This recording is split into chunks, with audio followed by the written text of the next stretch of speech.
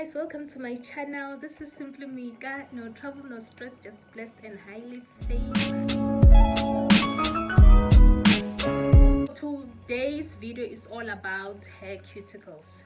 So I believe that before you can even start to take care of something, or before you can even start to take care of your hair, or trying to grow your hair longer, or trying to maintain, the health of your hair, you have to first understand the structure of your hair, how your hair works, what your hair is made up of. So today we're gonna dive a little bit into that. So the first topic that we're going to concentrate on today is the hair cuticles. So you might be asking yourself, what is so important about hair cuticles? So I'm so glad that you asked. So your hair cuticles are the most important for the health and length of your hair. The cuticle is the gateway for the nourishment and the moisturization of your hair. So they stay opened and closed when activated. And then number two, guys, the question that you might have now is, what are hair cuticles? So the hair cuticles is the outermost layer of your hair shaft. So your hair shaft, when you take a strand of hair,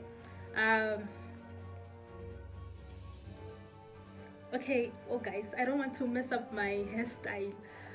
You'll just have to imagine this one. So when you take a strand of hair, you know that the outer layer that you see, that is the hair cuticles.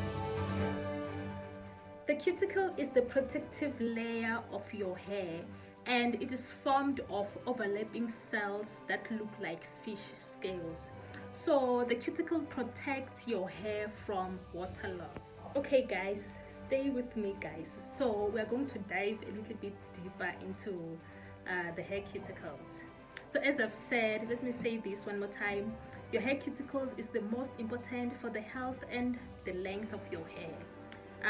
As I've said, they stay open or closed when activated, and then I've also said that they are the protective layer of your hair, and they are made up of overlapping cells that look like fish scales. So guys, guess what? You know those overlapping cells that look like fish scales that make up the hair cuticle? Those hair cells are dead cells. The cells that make up your hair are dead cells.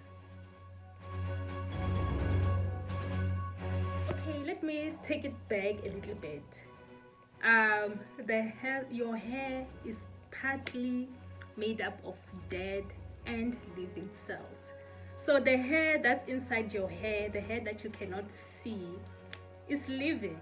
But as soon as the hair grows out of your head, the hair cells are cut off from nourishment and they die. So as soon as they're about to, break through into the world,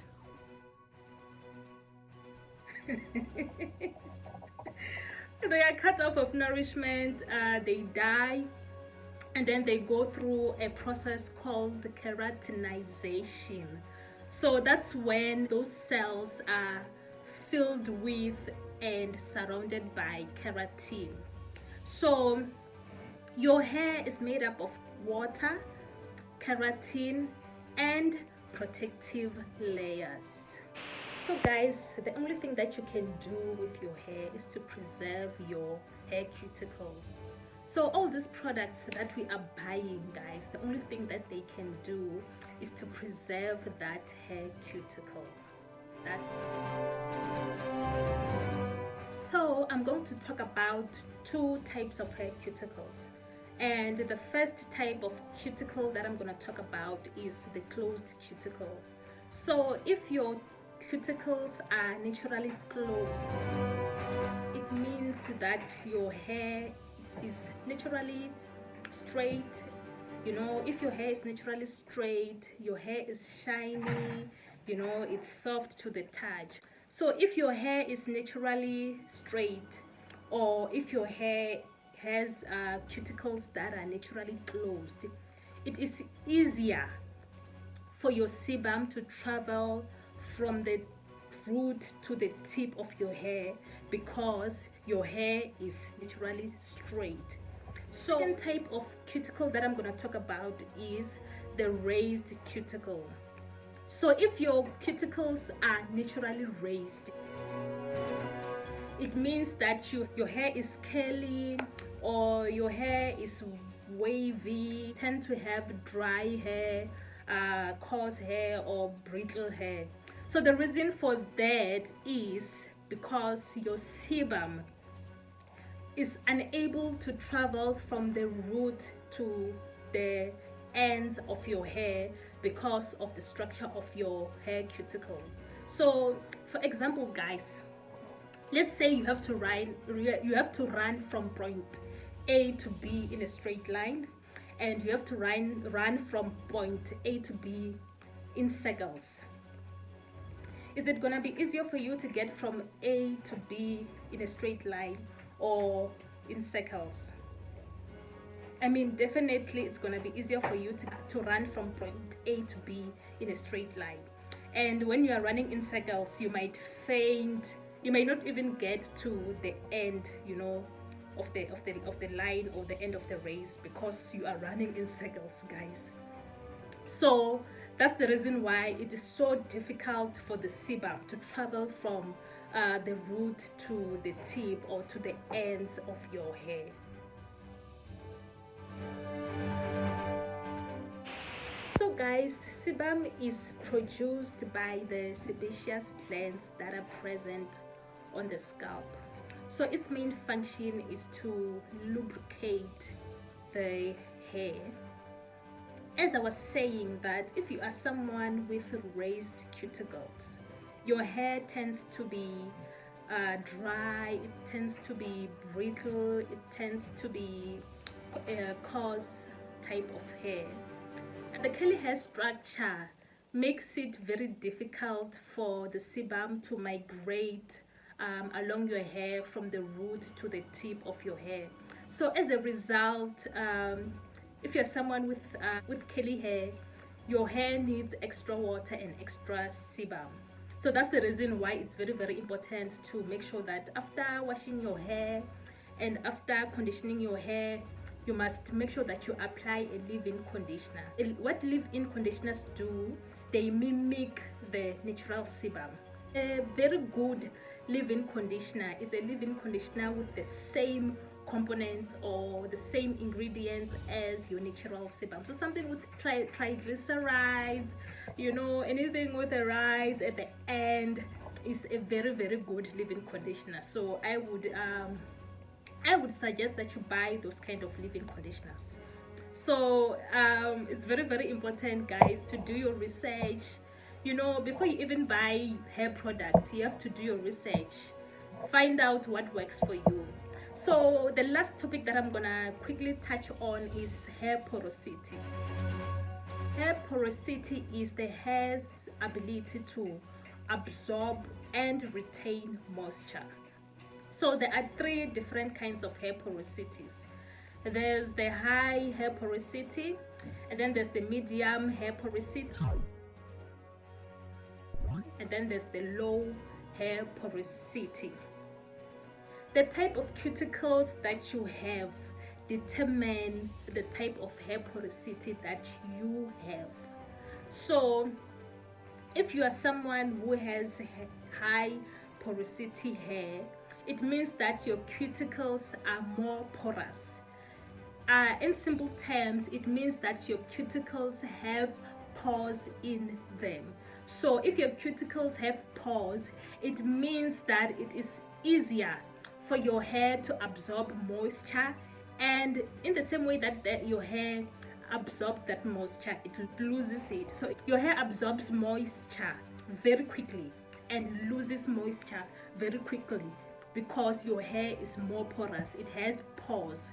So it's easier for water and moisture to escape through the hair. So medium porosity hair, you are perfect, honey. You don't have to do anything.